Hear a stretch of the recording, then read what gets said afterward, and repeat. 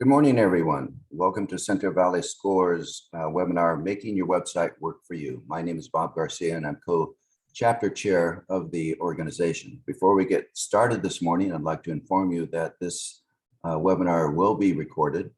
A copy of the webinar will be sent to you, and if you have any questions, please write them in the chat, and they'll be answered at the end of the webinar. This morning's facilitator is our good friend Chinchilla Sudana, better known to her friends and clients as Chunny. Good morning, Chunny. Good morning. Before we get started, we would like to just take a quick opening poll. I'll go ahead and launch that on your screen now. We would like to know, do you have a website? And did you include a marketing budget in your business plan? And how often do you update your website? And the last question, if you scroll all the way down, who manages your website? So we'll give you a few seconds to answer the poll questions.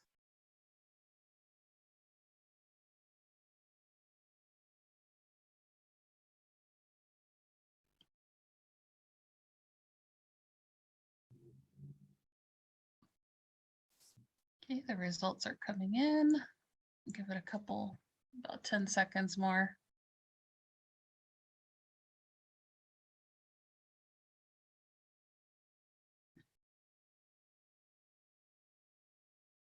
All right, let me share the results here for everyone to see. So it looks like 86% of everyone today, Chenny, has a website, and 57% have a marketing budget in their business plan, and 43% of you do not. And how often do you update your website? We have 43% saying monthly, 43% saying quarterly, and 14% saying annually. And who manages your website? Myself, saying 57%, and someone else, 43%. Great. Good to know. So I will turn this presentation back over to Chunny. Chunny, thank you very much for joining us today. Thanks for having me. Since we're short on time, I'm just gonna jump right in and get started.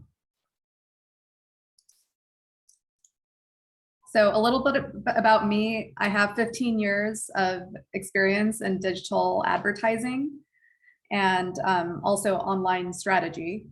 And I worked at Google between 2007 and 2010. And I've been, in this industry ever since. And so now I'm a digital transformation consultant, and I help a lot of small businesses go from old school to new school. And that's just a little bit about me. If you want to get in touch with me or have a quick question, just email me at support@chinchula.com. If you type in my name, Chinchula, on Google, you'll find my website. You can contact me that way as well. So today's presentation is designed to help you improve your website. So I'm going to teach you, what to look for, whether you're managing your own website or if someone else is working on your website, you'll know what questions to ask. So give me just a minute.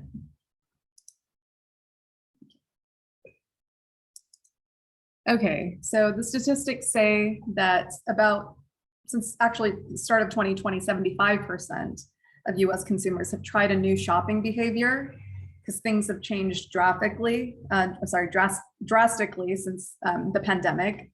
In fact, my business boomed. I've never had so many websites in my life since the pandemic. And it's also because people were forced to go online.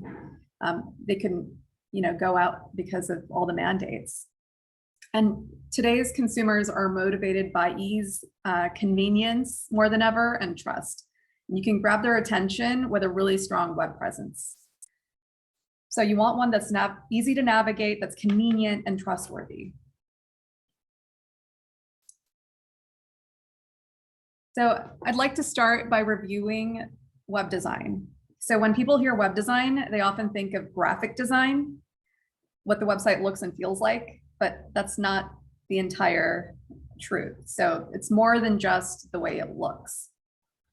It's just one component. So within the graphic template, there are lots of common elements that appear in most websites. So the first one would be the header or top section of the site. The header usually includes a company logo in the left corner, and most website visitors expect to go to the homepage when they click on the logo.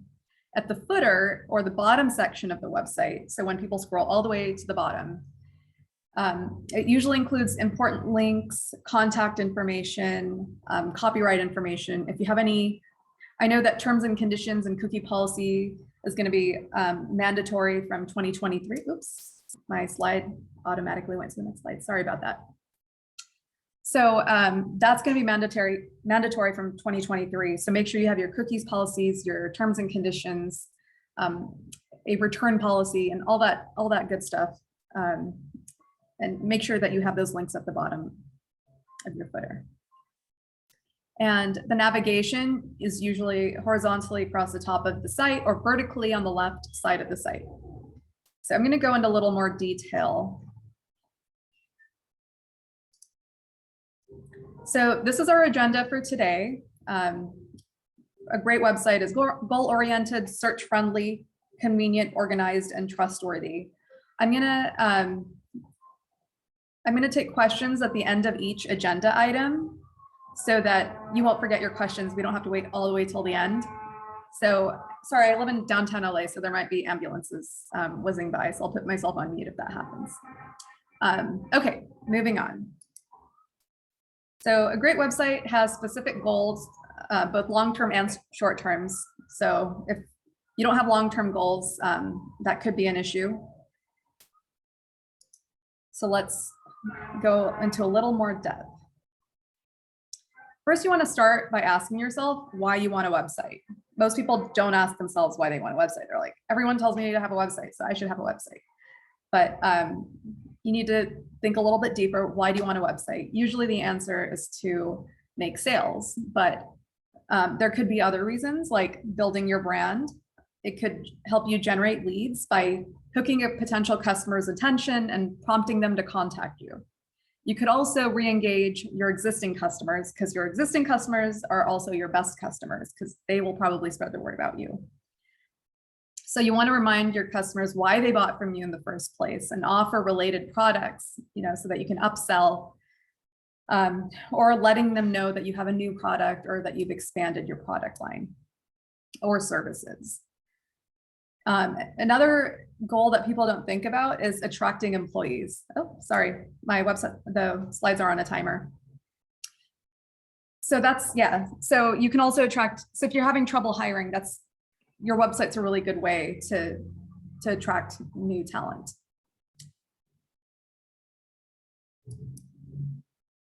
A couple of other things is you can use it to, if you get a lot of questions, if you get people calling, asking a lot of questions, you can have an FAQs so that it doesn't waste your time. People aren't calling to ask questions all the time or emailing you, and you can provide more support. So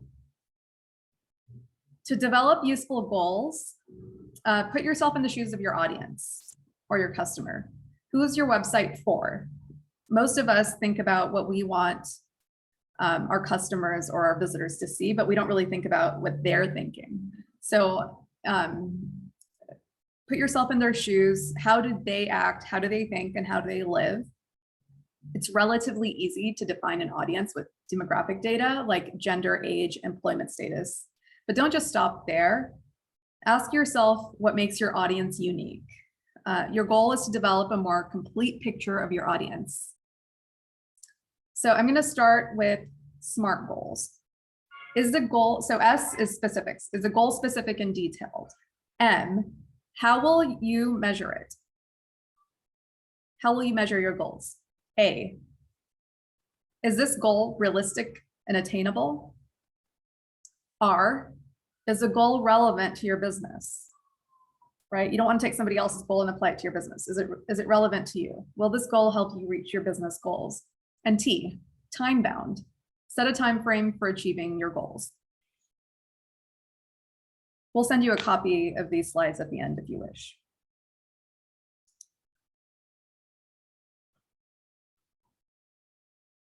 So let's add another consideration to this mix. Tracking and measuring your success. If you don't track and measure your website's performance, you won't have a way to make improvements. So the number of emails and form submissions from your site are something that you can track. So if you have an e-commerce site, you can track sales. You can also use website analytics software like Google Analytics to understand visitor behavior on your site. Google Analytics is one of the best tools ever out there. It'll tell you so much about what's happening on your website. I think it's an underrated tool. So definitely download Google Analytics and just start playing around with it. To help track and measure your goals, you can use a tool called Google Analytics. It's a free tool and it can help you better understand your audience and their activity on your website. The information that you get from Google Analytics will help you make more strategic decisions for your business and see if you're achieving your goals. A few of the audience insights that you can get from Google Analytics is, what are your highest sources of traffic? What content on your website attracts the most visitors? What keeps them on your site longer? What are some key demographics of your site visitors? Are they men? Are they women? Are they a certain age? Which area of the country are they from? You know, you'll get all kinds of data, which will help you make better business decisions. Which channels drive the most conversions? So if you have email marketing, you'll be able to tell if you're getting a lot of traffic from email marketing. If you have paid ads, you know, that's another one. Are they coming organically from Google? You know, it could be because of that. So Google Analytics will give you those really, really important insights. So to set up the Google Analytics account, it's really easy. Just type it Google Analytics into Google and you'll find it, or you can go to g.co/analytics. It's a free tool, so you don't have to pay for it. There's no, it's not a freemium type of software. So it's completely free. There's a new version of Google Analytics. I'll get into that in the next few slides. But no matter which version you're using, the same concepts apply. So the new version of Google Analytics is called GA4 or Google Analytics 4, and it launched right in the middle of the pandemic. I guess that's the time that they decided was the best because everyone's getting used to this new world. So it's a great time to adapt. But don't let this scare you. It's now the officially recommended version for marketers. So whoever's doing your marketing, tell them to use a GA4. If you have an older version of Google Analytics, you should still add GA4 to your account. You will not lose your old data or existing reports. You'll continue to get data as normal. Oh, sorry, going too fast. Okay. So hang on. Okay, so if you set up Google Analytics before October 14th, 2020, you probably will see reports like the one that you're seeing right now. So that's a screenshot of the universal analytics. That's what the old version looks like. So some of the reports that you can find in the universal analytics include real-time, audience statistics, acquisition, behavior, and I'll go into a little more detail on the next slide. So in Google Analytics 4, reports are organized as follows. So first you'll see a report snapshot. You'll see a real-time report, which basically tells you what's happening right now, and report collections and topics. So I'm going to break down the terminology a little bit. A collection is a set of reports. So lifecycle and users are predefined collections that appear in the report navigation by default. You can find 4 report types under lifecycle collection. So there are 2, right? Lifecycle and user. So lifecycle collection has acquisition, which is the sources, mediums, and campaigns through which you acquire users. That's a really important one. Engagement is user engagement by events, pages, and screens. That's probably going to be really useful to a lot of us. Sorry. And then monetization is revenue you might earn. retention. So retention by new and returning users. And the next portion of this is user collection, which contains the following topics: demographics, which is to learn about your users, what age, sex, well, I don't know, because there's so many genders now, which part of the country, that kind of information. Tech, to learn about the technologies used to access your site or app. So whether they're using a laptop, a mobile phone, etc. Okay. So I want to introduce you to another free tool that can help your website be more goal-oriented. A lot of people don't know about this tool. It's called Google Optimize. It's relatively new. It's not that new. So it's a tool that helps, that works with Google Analytics. So you can not only pinpoint areas for improvement, but you can easily test what kind of changes work best for you. So if you have any questions about goal-oriented websites before I move on to the next agenda item, please stop me, because I know some of the slides kind of slid by. Do you have any questions about setting goals for your website or Google Analytics, any of that? I know that Christina is asking what industry you're in. That'll help me sort of tailor my presentation towards you. And if you can answer what industry you are in the chat, that would be super helpful. So I'm going to move on to the next slide, since I don't see any questions unless I'm missing them somewhere. So a great website is search friendly. This is one of the most important topics, because everybody wants to show up in search results. And so I'm going to tell you the basic things that you can do to show up on your own.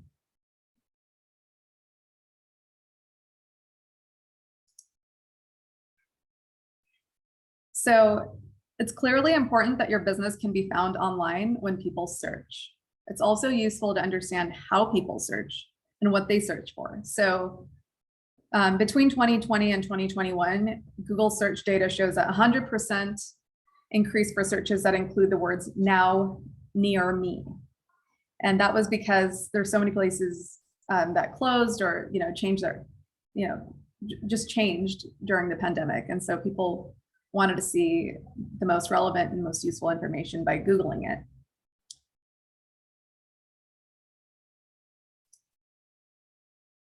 To help you understand how to make your site more search friendly, let's take a look at Google search results page. It's probably familiar to you, but we'll break it down into sections. At the top, you'll see a word, phrase, or question that the searcher typed in. So that's called a search query. This is the free portion of Google. Below the search query, you'll see search results. That's also the organic, the free section. This example shows a text ad at the top of the results, clearly labeled. So that's the portion that you pay for. Underneath the ad is the start of the natural or organic search results. So creating a search-friendly site helps you increase your chances of appearing in that area. The organic results include sites that Google's algorithm has identified as relevant and useful. All Google cares about is being relevant and useful. So you can hire a company or consultant to improve your website's SEO, but there are plenty of things that you can do yourself to improve your site's visibility. So hiring someone can get really expensive.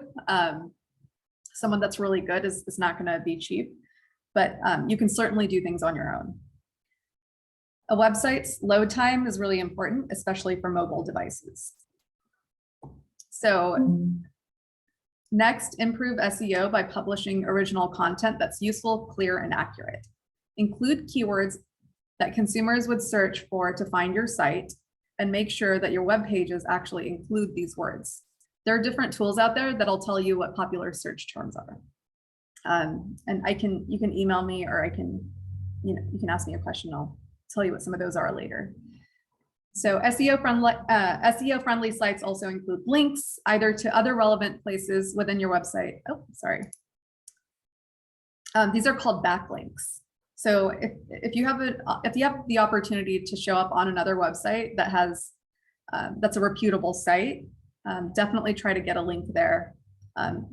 Don't get low quality backlinks. Don't get those ones that you have to, you spend a few bucks for and you get a free link. No, those aren't good. You want high quality. You want your link on high quality websites. So let's move on to the next one. Descriptive page titles and accurate page descriptions can also make your site more search friendly. So make sure that everything's accurate. Don't try to copy and paste everything on every page. Try to make each page unique. If you have WordPress, it's really easy to do that. It's not a big deal. So the next really important factor is organization. So the more organized your website is, the easier Google can read it, which helps your search engine optimization. So this is called information architecture, and it helps visitors find the information they're looking for. So finally, remember that to design your site in a way that works for all browsers and devices is really important. So sometimes you'll go to a website that's just like, I think it was created in 1990. So make sure that it's responsive and that it's, you can view it on a mobile phone. The next really cool tool is Google Search Console. This is a totally free tool. It's one of my favorite. It's designed to help you improve your site's performance and Google search results. So my two favorite tools are Google Search Console and Google Analytics. You need both of them. This used to be called Webmaster Tools for those that have been using this tool for a long time. So it's the same thing as Webmaster Tools, just more evolved. As a small business owner, you may not be able to dive deep into the technical details, but it can help you understand how and why to make improvements. Oh, also, if Google isn't finding data on one of your pages, you can submit your information on Google Search Console so that Google will show the most relevant or the most recent pages on your website so that people aren't seeing old information.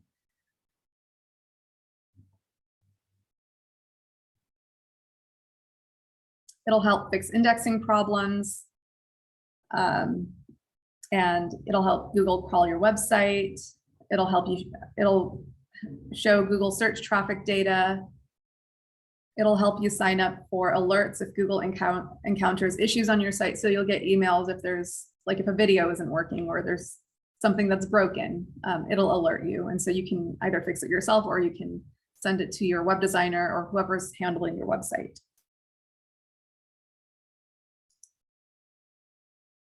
So it's really easy to sign up for Search Console, super simple. Anyone can do it, even a 10-year-old. Just type in Search Console in Google and you'll find the link, or you can go to g.co/Search Console.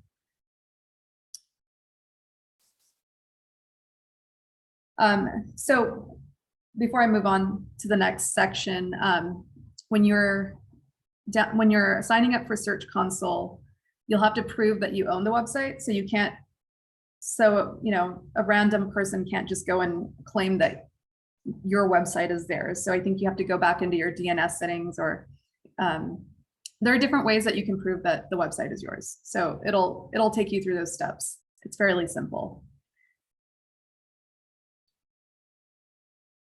So as I mentioned earlier, mobile-friendly websites is really important. In fact, that's the first thing that I would check for if somebody else is creating your website or if you're creating your own. First, test for mobile responsiveness.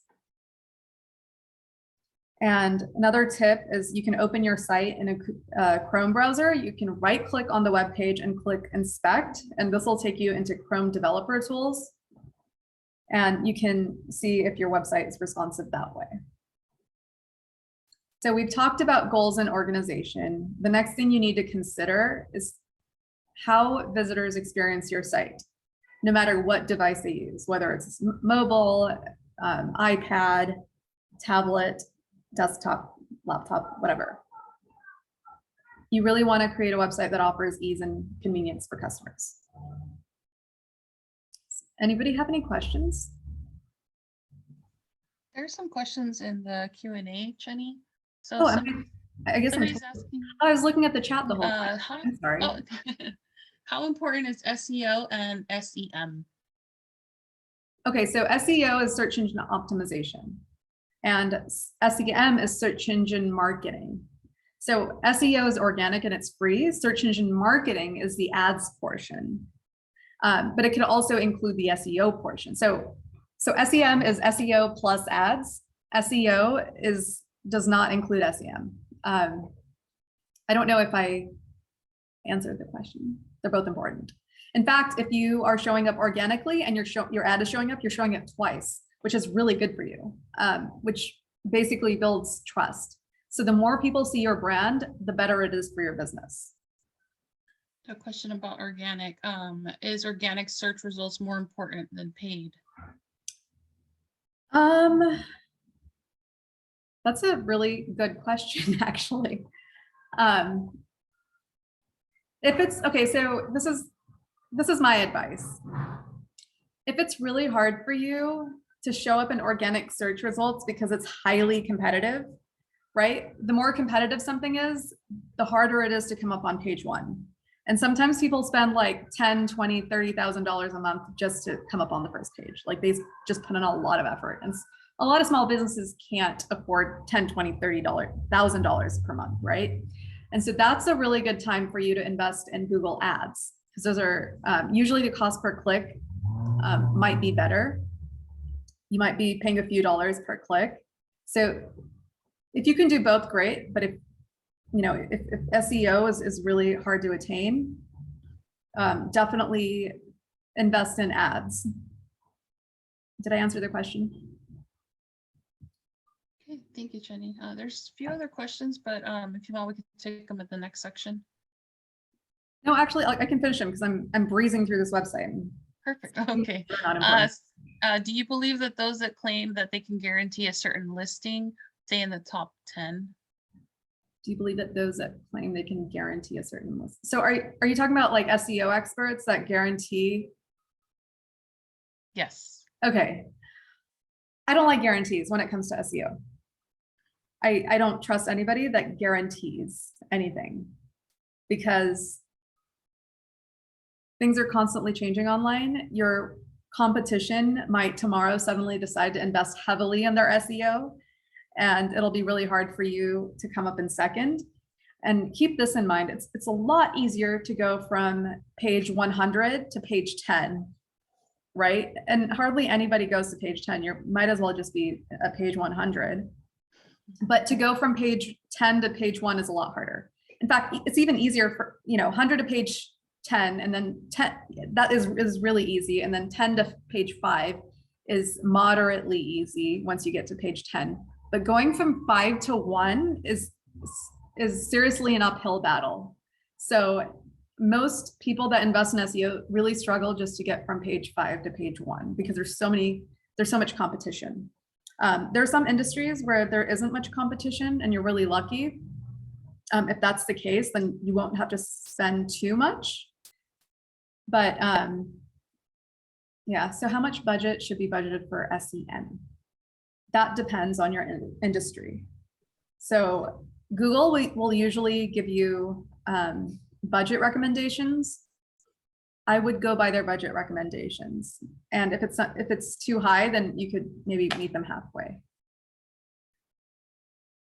Again, it really depends on your industry. I work with personal injury attorneys, and that's super expensive. They spend over $6,000 a month easily. And that's a low budget for SEM.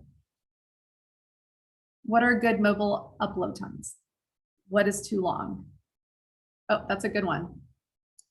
So you want it to load within a couple seconds. So let me show you.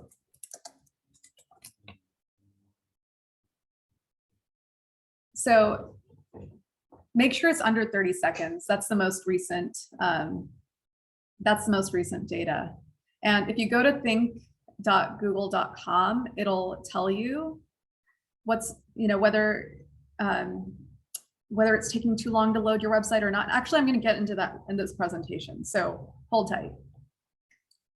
Tim Lambert asks, why is this website content must be, okay, why should it be updated frequently? Because Google trusts it when you update your content frequently. If you don't update your content frequently, they're going to think that you're just an old, irrelevant website. So that doesn't mean you should just change it for the sake of changing it. Things are changing every day. So you definitely want to put up relevant stuff like new pictures, any new updates. Just if you have a blog, that's the best way to update your website. So if you want to write a little article, or if you want to add a new frequently asked questions, those are small things that you can do just to update your website. Make sure you submit those new changes on the Google Search Console. That'll really help you. Okay, I'm going to move on just so that I'm going to answer the rest of the questions at the end of the next agenda item. Okay. So more than ever, consumers look for convenience when they're shopping. So online shopping continues to grow for mobile, and this trend has become even more pronounced since 2020. So it was a pretty big deal before 2020, but now it's just really like through the roof.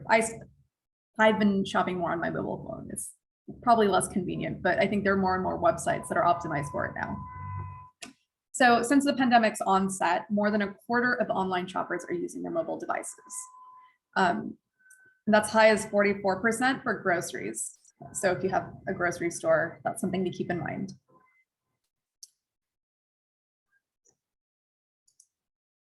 Your first goal is to make it easier for people to use your website on a small screen. Let's talk about 6 ways you can make your website easier to use and more convenient for customers. Jenny, can you please advance the slide? We're seeing a great website is convenient. What was that? Oh, We're stuck on a slide. the slide that I have open is how websites can offer ease and convenience, right? No, we're seeing a great website is convenient. Oh. Okay, let me, oh, resume share. Clicked a button, sorry about that. Okay, so this was a slide where I spoke about mobile shopping since COVID.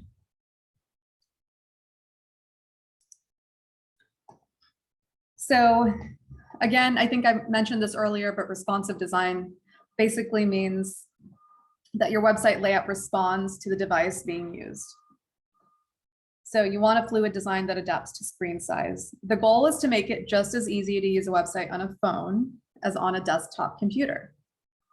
As you build or rebuild a website, try a mobile first approach. So instead of testing your site on a desktop computer, start by testing on a phone. Especially if you have somebody else that's building your website and they send you sort of the mock, definitely test it on your mobile phone first, and then you can critique it that way. If you were your customer, is it convenient to navigate your website on your mobile phone?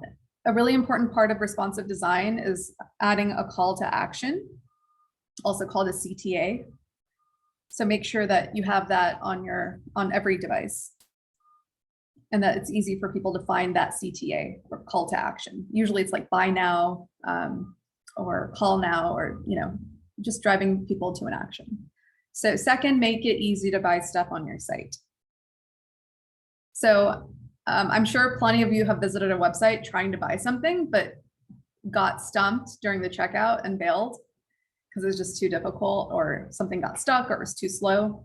It happens to most of us. There are a lot of bad websites out there. So having a difficult checkout process can have a major impact on your conversion rate. So make sure that the checkout process is really easy. Some things that you can do to make it easier for visitors to complete purchases on your site, purchases or purchasing a service, is you can reduce the number of steps in the checkout process. Actually, whoops, that slide went by way too fast. This is an important one. So reduce the number of steps in the checkout process. Less is more. Second, show a visitor their progress as they move through checkout. So how many steps do they have? So when you take a survey, they usually tell you how many questions you have left. So this is kind of the same thing. This lets them know what they have left to do and when they are almost done. So you can offer guest checkout. Don't make it mandatory for people to sign up just to be able to check out. So some people don't want to give you their personal data. They just want to do guest checkout. They don't want to be a member. They don't want any of that. So just make sure it's easy to do that. And after they're done checking out, you can give them the option to create an account. So definitely give them choices, offer multiple payment options and digital wallets such as Google Pay. I personally love the Shop Pay or the Amazon Pay. I use those the most personally.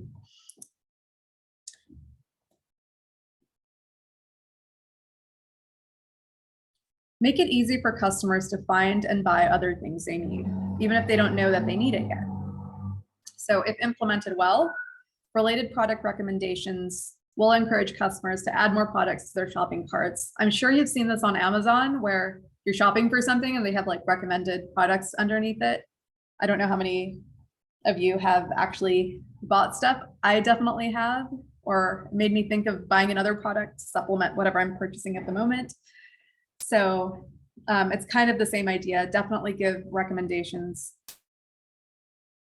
There are a lot of plugins that'll help you do that. So you can also talk to your web developer if you have one. So recommendations might be based on a customer's online purchase history, the products they viewed, or products that complement the items in their shopping carts. So if someone added a jar, if someone added a jar or jam to their cart, the website might suggest a specialized size jam spoon. So like peripherals, right? Or you might want to add peanut butter because people like peanut butter and jelly in the United States. So finally, try to find ways to make your shopping more convenient, online and offline. So for example, a restaurant may now offer curbside pickup and let people know about it on their website. An e-commerce site might offer multiple options for shipping and delivery, or free shipping with a minimum order. Service providers might offer virtual options, allowing customers to continue being customers from the convenience of their own homes. So these are just a few general ideas to consider as you design a website that meets your needs, meets the needs of your customers. So let's move on to the next.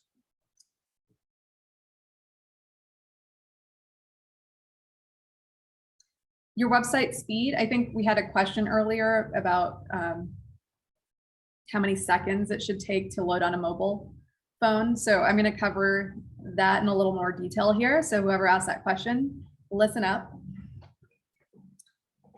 So Test My Site will tell you exactly how fast your site loads on mobile. It'll help you pinpoint trouble spots and give you personalized recommendations on how else you can make your website more convenient. It just takes seconds for the tool to scan your site and generate a report. So it's pretty fast. You can even try it out right now during the presentation. When I take whenever I'm changing slides, just go ahead and test out on a separate browser. To try it out, it's testmysite.thinkwithgoogle.com. You could also just Google Think with Google on Google, and it'll show up. It'll be the first thing that shows up. So it'll tell you how many seconds it takes your site to load. So 3.6 seconds, whether it's a poor rating, needs improvement, or good. You'll also have the ability to check out speeds of competitors' sites, which I think is really useful. You definitely want to keep track of your competitors and spy on them. Just saying. You can also, if you want more details, you can have them email you a report. So every second a potential customer spends waiting for your site to load counts. So people who make purchases on their phone say they're more likely to buy when they can make a purchase quickly. So in this case, time is literally money.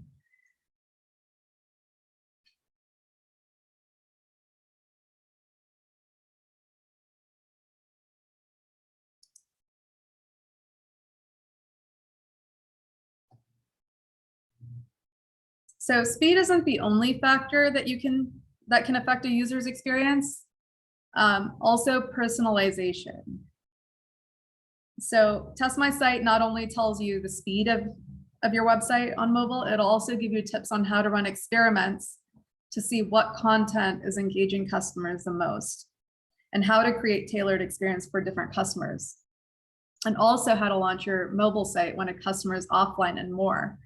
So there's some really useful information. I highly recommend playing around with the Test My Site tool.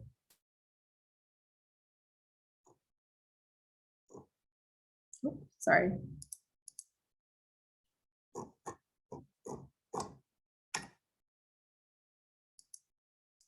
Okay. Does anybody have any questions before I move on to the next slide?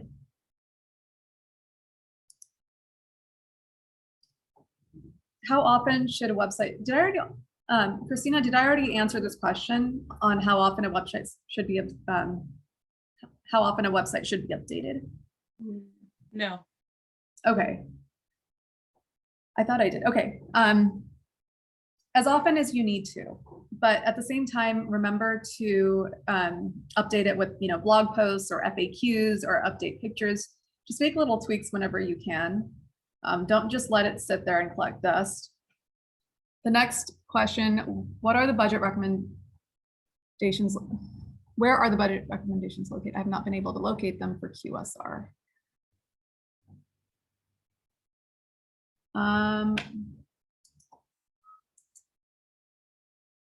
I don't think I covered the slide, did I?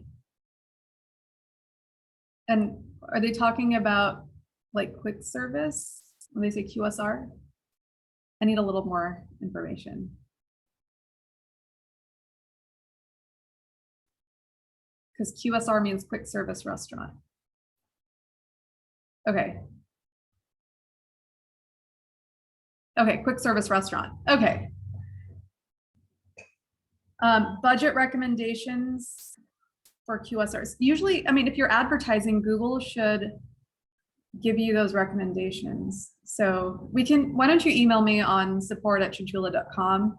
I have some questions about this question. So I know we're running short on time for the presentation, so I will answer that in detail later.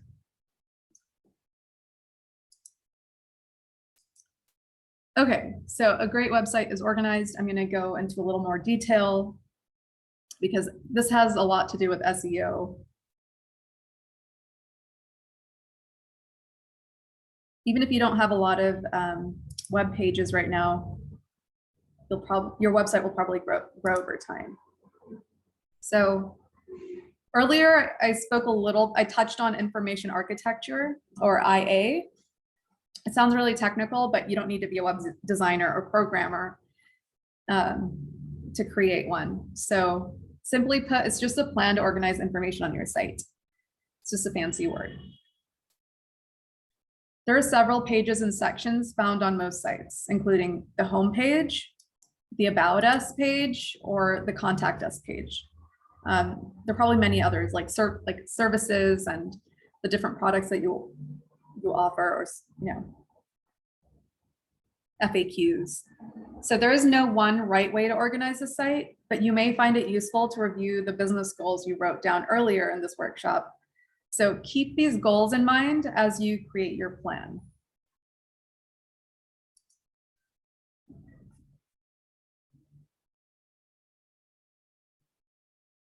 Before you map out your main navigation and gather content, consider which pages will need to be included on your website. So first, start out by making a list. I do tons of websites for a living. The first thing I do, even before the design, is just mapping out the navigation. I start at the navigation, and then I go on to the next, like under home, what do I want under home? Under services, which services are on the subheadings on this, and so you want to make sure that you're really clear from the beginning. And while you're doing that, you want to keep your goal in mind. Do you want people to call you? Do you want people to write to you? Do you want people to purchase from you? What's your biggest goal? And just make it really easy for people to go through that process so that you can achieve your goal.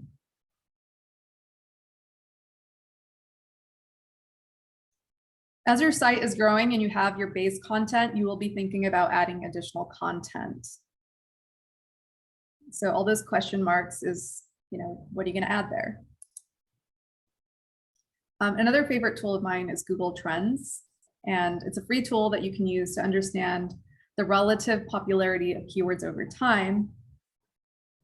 So I'm going to go into a little more about this, and I'll tell you why it's useful. Also, the data on here is completely anonymous, so you won't have personal information on people, but it'll tell you what queries are trending. Or, for example, jam and jelly. Like, how does jam compare to jelly? Which is more popular? And it's really interesting. I think I did one on, for my mom's restaurant. I did gluten-free, vegan, and one other, vegetarian, I think. And I got to see the difference about, between what was more popular and what was more popular 10 years ago, what's more popular now. So I think it'll be really useful to you to compare different industry terms.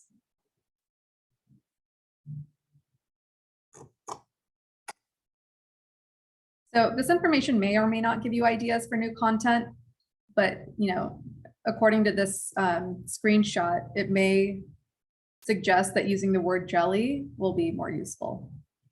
So before engaging with a website, people want to know that it is safe to use. Your website is safe for them to use, especially if they'll be sharing confidential information like credit card numbers.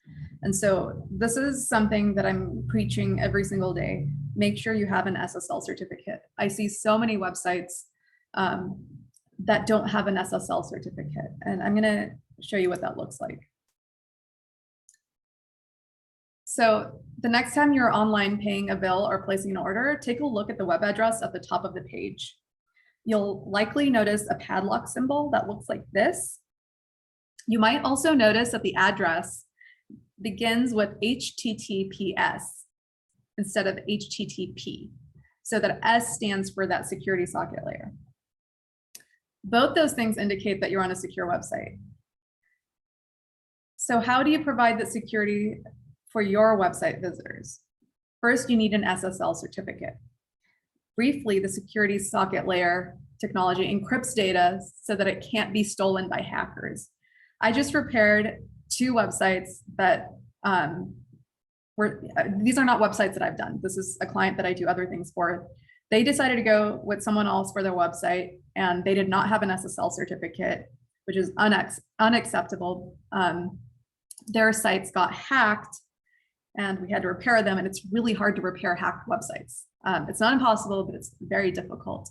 So make sure that you purchase that SSL certificate. If you have GoDaddy, I know that you can purchase one there. If you have somebody that manages your website, make sure that they activate this SSL. Make sure that's a really important step. So make sure you do that. And it's really important. Google doesn't even want to show your website if you don't have an SSL. So that's another big reason to have an SSL. Many customers who are used to shopping online will know to look for signs that your site has an SSL certificate. So we have more savvy online shoppers now. So again, you can get it through your website hosting provider. So I'm going to talk a little bit more about SSL just because it's so important. I'm just going to tell you more in detail how it works. So as more information is being transmitted back and forth between the server and the browser, it has the potential to be intercepted by hackers. So it basically, it's an encryption tool. So an SSL certificate signals to the browser that it should make the connection to the secure server private so that there's no opportunity for a hacker to access the information that's being shared. So it's completely encrypted.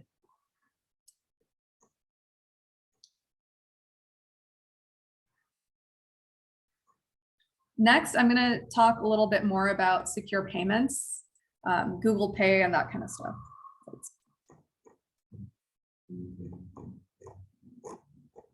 Do you guys have any questions before I move on to the next slide?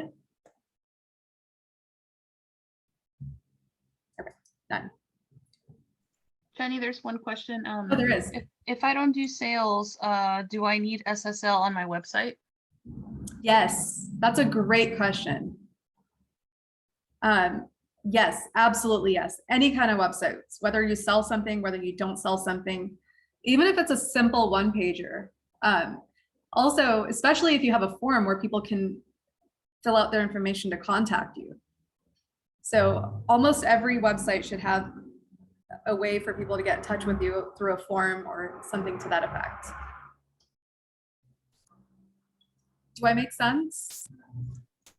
Sometimes I speak a different language, so I just want to make sure that I make sense. Yeah, it makes sense. Thank you, Jenny. No other questions. Okay. Let's add 3 final tips to building a trustworthy site. So another way to build brand trust with consumers is to have good and authentic customer reviews. I cannot stress this enough. People roll their eyes when I tell them that they need to ask their customers for reviews, but it really, really is important. When you have plenty of reviews, Google sees that you're active and that you actually care, and especially if you're responding to them, they actually see that you care as a business owner. And so they're more likely to show you over your competition if you're more active and asking for reviews and responding to them. And you're going to get some bad reviews, but just make sure that you respond to them so that people that are looking at your reviews see that you're actually responding.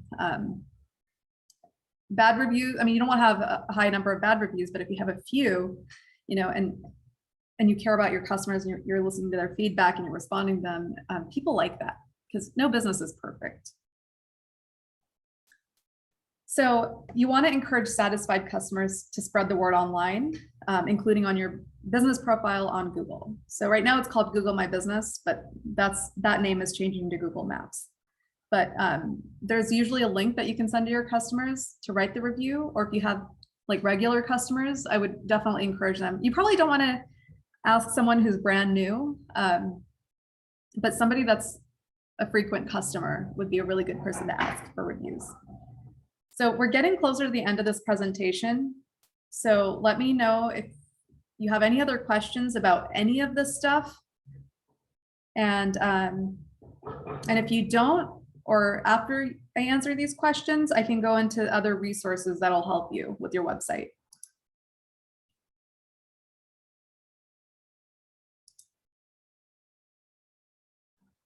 Any questions about any of these topics? I don't see any questions. Okay. Actually, this was the agenda slide. So I'm just sort of going through the agenda of everything that we spoke about. Your website's goal-oriented. It's the very first thing that you think about before building your website or editing it. Search-friendly, very important. So even if you're not showing up in the search results, you might, if you have a physical location, it can help you show up on the maps. So if somebody's near you is searching for you, you want to be able to show up. That is if you have an address that you want people to visit. Again, you want it to be convenient. You want people to trust you. You want your website to be organized. So I'm going to share some resources. Give me just a second. They're like 60 slides today, so. There we go. Christina, was I going to go through these, or did one of?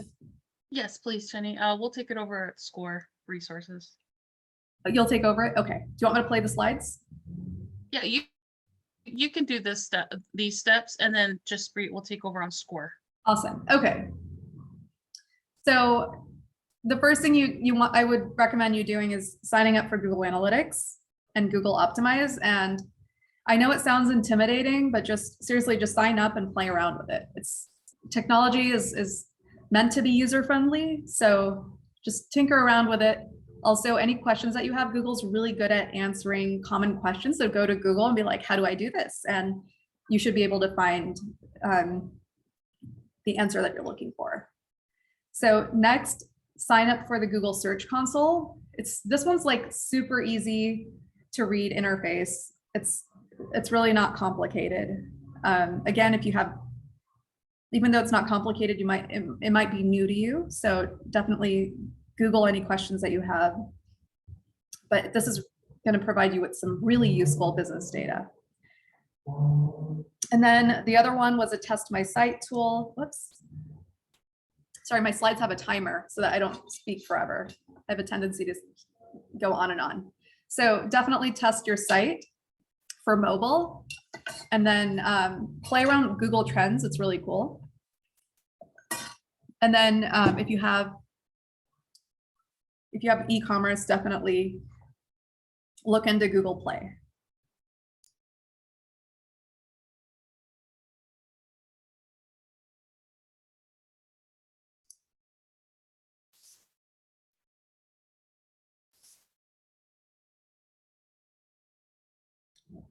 One of my favorite things to do at night when I'm bored and I don't want to watch TV is I play around with Primer.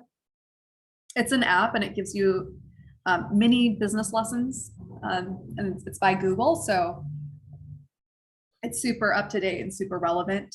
They're short, fun lessons, and they take less than 5 minutes each. So again, it's a free app for iPhones and Androids.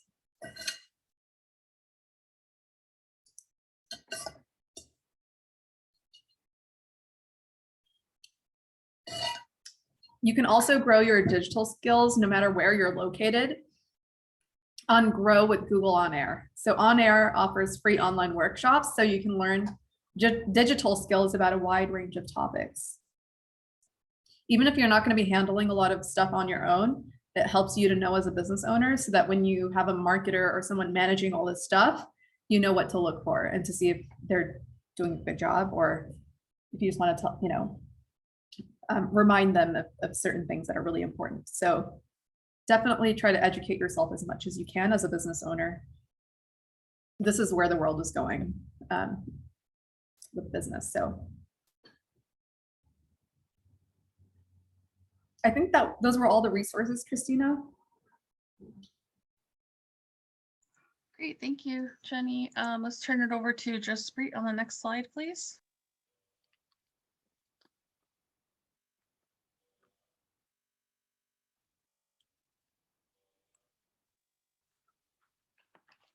Okay.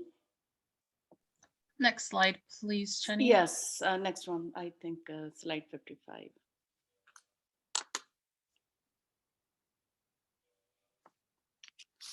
One more. Thank you. Thank you, Shani. Can we go back, please? The last slide. Yes, over here. Thank you, Shani. That was great presentation. And thank you so much for your time, giving us your special time to educate us how we use Google for our websites. Okay, and I want to also thank you for all the attendees. And as a SCORE, volunteer that, we have so much available, for you as a business person, for, business owners. So you can also view all the tools and templates. So you can go to this website, www.score.org, and you can check out, we have lots of forms, which makes your job easy to fill in and see how your business is growing. You'll see there are a lot of different type of templates we have, like on financial side of your business, like your profit loss statements, your return, your ratios, different type of ratios that you can do and see how your sale is going and how your expenses are going compared to your sale. And then also, to learn more about your business, we have a lot of workshops, and you can visit the website www.score.org and search by topics and whatever you have interest in. And then you can also contact us at info.0380@scorevolunteer.org. And then also, how we can help you. You can also go to their website, www.centralvalley.score.org. And that is, by the way, that is a local, SCORE program that we have available in Central Valley. So whatever is coming locally, like the workshops, the requesting a mentor, that is also available. If you need any type of help with your business, you can also go to this website, score.org/find a mentor, and then you can request a mentor from SCORE to guide you for any issues that you have with your business. Okay, can I have the next slide, please? Next slide, please, Shani. Okay, great. So more about how you request a mentor.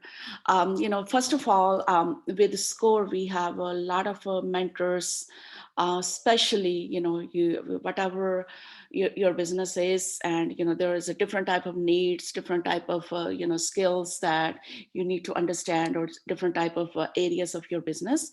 So we have subject matter experts, mentors.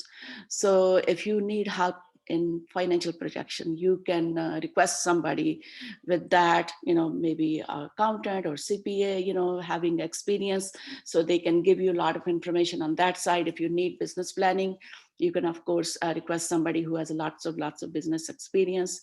So we have everything, on our SCORE platform to help you properly. Okay, so like it says, mentors can provide expertise and practical know-how, and we can help you to optimize your business plans. And whatever troubleshootings you need, strategies you need, ideas, SCORE mentors definitely can advise you on that. And then also, it's everything we do at SCORE is free. All the mentorship, the workshops we provide, and we bring you a lot of information to help you become successful entrepreneurs. Okay, so this is requesting SCORE. You can go to the website www.score.org/find-mentor. Okay, and next one, please, next slide, please. Okay, so also, like I mentioned, that we have webinars available for you as a business owners to learn more about your business.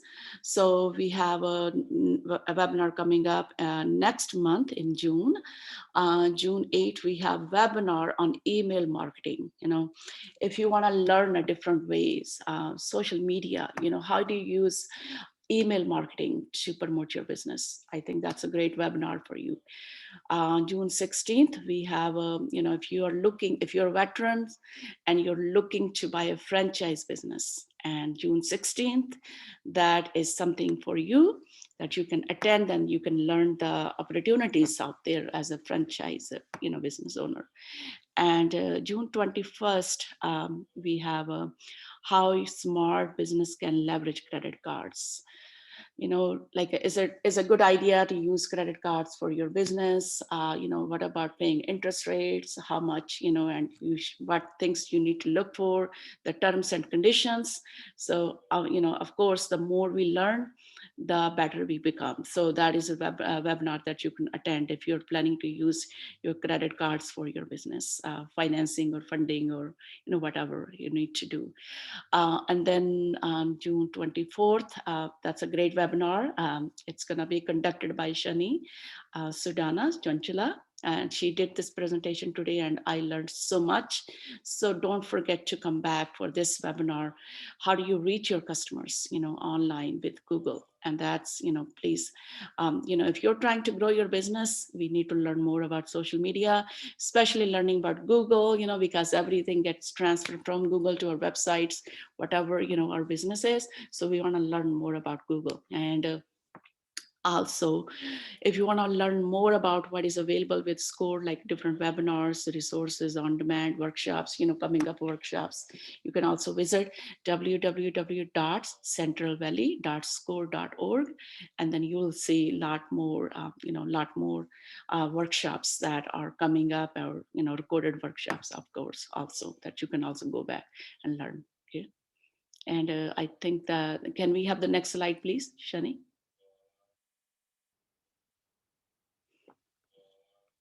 Okay, so now we have some polls questions for you.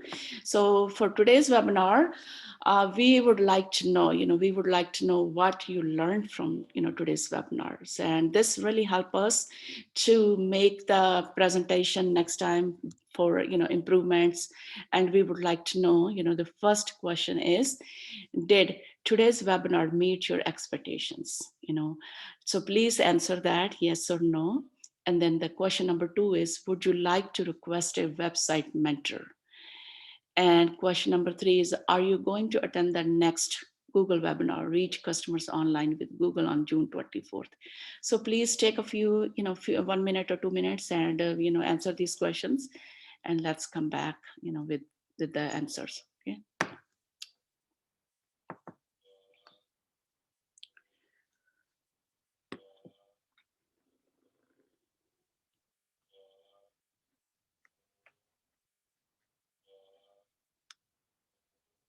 Okay, great. Thank you so much for everybody, participating, answering these questions. So yes, the question number 1 was if the webinar today was, meeting your expectations, and all of you said yes. So thank you so much, for giving us that, positive points. And the question number 2 was, would you like to request a mentor for your website? And 50% yes said yes, and 50% said no. Maybe the 50% no, people are not ready yet, so we'll wait for you. When you're ready, then you can also, request for a, somebody to help you with your website. And the question number 3 was, if you're going to be attending the next webinar coming up with Shani, Chanchula, Sudana, that's going to be on June 24th, and everybody wants to attend that. Wow, Shani, you did great job, educating us on Google, and everybody is, committed to come back for the next presentation when you come back. And I think with that, we have a next session for questions and answers. So let's open up for that session. And thank you so much, everybody, for attending today's webinar. And thank you, Shani, Sudana, for giving us your special time. Okay, thank you. Thank you for having me. Most welcome. Okay, so we have a couple questions here. Someone would like to know, do we provide a website mentor, and how will they get in touch with us? That is a great question. So SCORE has mentors. We have over 12,000 mentors throughout the United States. So there's somebody that's going to be experienced in the industry that you're looking for. So my suggestion is to please submit a mentoring request on score.org/find-mentor. I went ahead and put that link there in the chat. And you can expect the first point of contact will be probably through email to get in touch with you and to schedule the first initial appointments. Here in California, at least in the Central Valley, we are virtual. So it would be like a Zoom meeting. So that's how they will get in touch with you. Another person asked if the presentation and recording will be sent to them, and yes, it will. I will have that info over to you after the presentation today. Shani, there's a couple questions here. How much knowledge do I have to build a website? It depends on how fast you can teach yourself. I mean, it's very subjective. I know that there are a lot of tools now for people to build their own websites. If you can afford it, try to get a true professional and just ask them to sort of take you through the steps of what they're going to do, and use some of the tips that I gave you today to ask questions before you hire someone. I'm not a huge fan of trying to do it yourself when you're trying to run a business, because you have so many other things to focus on. That's my 2 cents. But if you really, really want to start building your own website, definitely, there's so many free courses online that will teach you. That kind of brings us to the next question here. A great question, by the way. How much does it cost to build a website? It really does depend on so many different factors. How many pages you have, is it e-commerce? Is it, what are the goals of your website, right? Like how complex is your website? I know that a lot of people that don't have major budgets go to sites like Upwork and Fiverr. Those are a hit or miss. I've heard some horror stories of someone that claimed they know how to create a website, but aren't very good. If you want a few resources for affordable options, I'd be happy to email you some. I do websites, but I'm not cheap. So there are I can definitely give you options if you're starting out and you have a lower budget. I can certainly send you some resources to get started. But I think they cost anywhere from, like, for one pager, from 500 to, they can go up to 10,000, 20,000, but I think on average between 1,000 and 3,000 is the most websites I've seen have cost around 1,000 to 3,000 for basic websites. Can I just interject a response? Thank you, Chani. That was really a good answer. You could also go to score.org and put your question into the search engine, and there'll be several comments on should I build my own website and the pros and cons of that. And Chani's right. It really depends on your business, and more importantly, to get one started, that's fine. But if you want someone that's operational and what it really designs, you should have someone really work on it with you. But you can find that information at score.org and go into the search engine and type in website design. Chani, we have a request if you could please include the affordable website info in my follow-up email.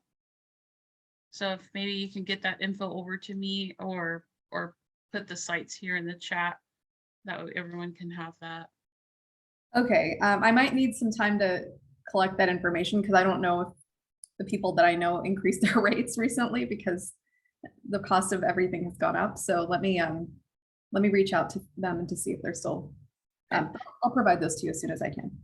Can we get that information from Chani, and as soon as we receive it, we'll email to everybody that's on the call today, and they will have that information. So give us a couple days because it's a weekend, and we'll get that information out to you. It's a long weekend. And Chani, about how long does it take to build a website? On average, about 6 weeks, but again, it depends on how complex the website is. If it's just a basic website, I'd say about 6 weeks between filling out the content. Actually, I think the biggest portion of creating a website is just having your outline in the beginning, basically your navigation and all the content that you want to go on your website. Building the website doesn't take that long. Usually takes a couple of weeks at the most. And then there's also the part about sort of going through your site, going through any any errors, making sure that everything's working and testing it for speed and all that kind of stuff. So on average, 6 weeks. I've also had websites that have taken months because the customers couldn't make up their mind on certain things, so they just needed time. So 6 weeks average. Okay, and we have Gina following up on a question that you asked her to clarify there in the Q&A.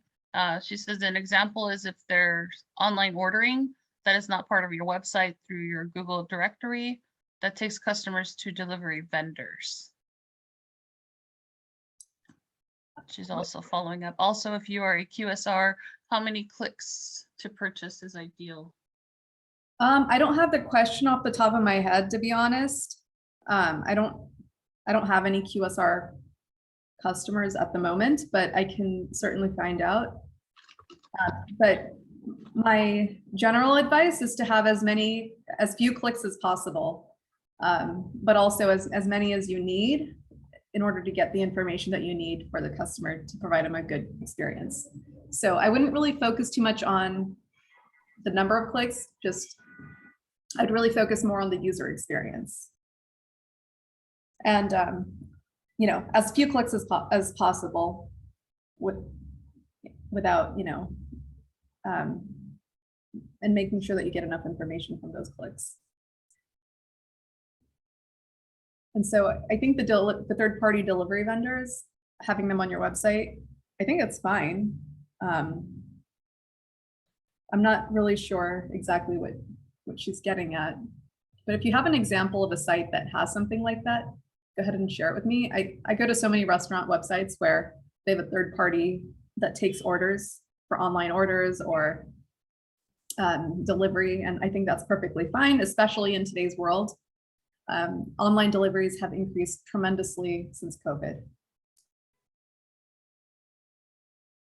I hope I answered her question, and I hope that I understood it correctly.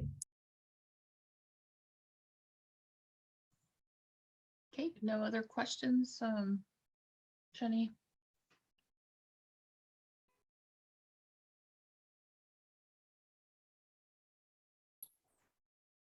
Thank you, everybody, for attending today's webinar. And of course, you're going to receive a copy of the recording, and some of the follow-up questions as we receive those will be sent to you, if not today, very soon. So thank you very much, and we'll see you at the next webinar.